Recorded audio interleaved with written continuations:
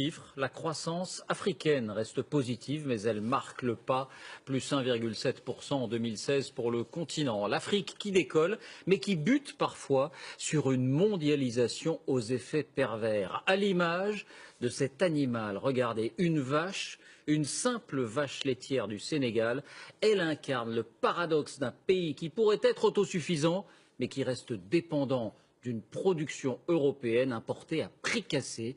Enquête, Marc de Chalvron, Antoine Hussert, Sylvain Barral. De vastes étendues pour faire courir des troupeaux de vaches à foison.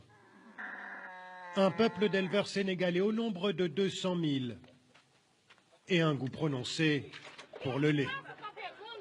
Et pourtant, à Dakar, la capitale du pays, on ne le consomme qu'en poudre ou presque, produit à l'étranger.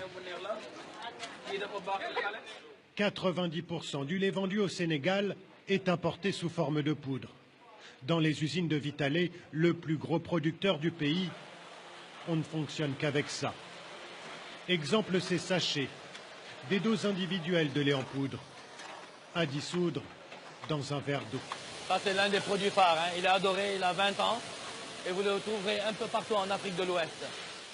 Des bouteilles de lait de différentes tailles, du lait caillé et des yaourts en tout genre. La matière première est importée principalement d'Europe et elle arrive quotidiennement, comme cette livraison en provenance de Belgique. 25 000 tonnes arrivent chaque année. Pas de lait sénégalais dans cette usine. D'abord, ce serait déjà excessivement cher, mais par la suite, il n'y a pas encore, au niveau local, assez de lait en milieu rural à collecter et à transformer. Et pourtant, les vaches sont bien là. 3 millions de bovins au Sénégal, autant qu'en France par nombre d'habitants, principalement concentrés dans les régions Peules du nord du pays. Un homme s'est mis en tête d'exploiter ce potentiel, Bagoré Batili, vétérinaire de formation. Il y a 10 ans, il est parti à la rencontre de ces éleveurs nomades, plutôt sceptiques au début, pas habitués à produire du lait. Ici, on est à peu près à 20 km de la ville, Richard-Toll. Et le lait, quand on a ici, à qui tu vas le vendre? Les éleveurs qui sont autour, enfin, les gens qui sont autour sont tous des éleveurs, sont tous des vaches. Tu ne vas pas le vendre ici. Il faut faire 20 km pour le vendre. C'est pas possible. En charrette, c'est pas possible. Il a donc fallu bâtir toute une filière, en commençant par changer les habitudes, ériger des enclos, acheter du fourrage. Et puis, ouais, ici, c'est vraiment une petite étable, quoi. Salam alaikum.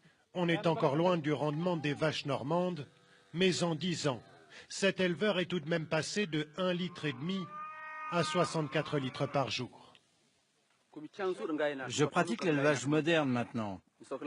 Je ne veux plus forcément d'un grand troupeau, je préfère avoir des vaches laitières qui produisent beaucoup. 2 fois par jour, le collecteur de la laiterie passe récupérer le produit de la ferme. Avec son tricycle motorisé, il fait la tournée des villages. La laiterie du Berger travaille aujourd'hui avec 800 éleveurs dans un rayon de 30 km autour de la ville de Richard-Toll, là où se trouve l'usine. En 10 années, la laiterie du Berger est devenue le 2e producteur de yaourt au Sénégal. Problème, l'entreprise a beaucoup de mal à être rentable.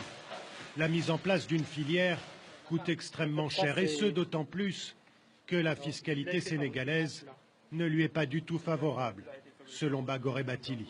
Le paradoxe ultime ici, c'est que pour amener 1 litre de lait de collecte de la brousse de Richard-Toll à l'usine, on aura payé plus de taxes que pour amener 1 litre de lait reconstitué à partir de poudre qui vient de Nouvelle-Zélande ou d'Europe. Les barrières douanières sont faibles et localement, on paye énormément de taxes.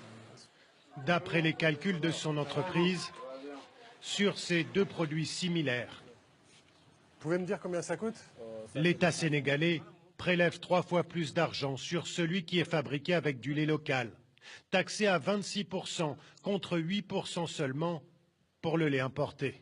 C'est tout le défi pour l'État sénégalais qui, d'un côté, affiche sa volonté de soutenir ses éleveurs, mais qui, de l'autre, ne peut se permettre de trop taxer le lait importé sans prendre le risque d'augmenter le prix d'un bien essentiel à la population. Difficile dans ces conditions de faire émerger une filière locale du lait. En bref, une nouvelle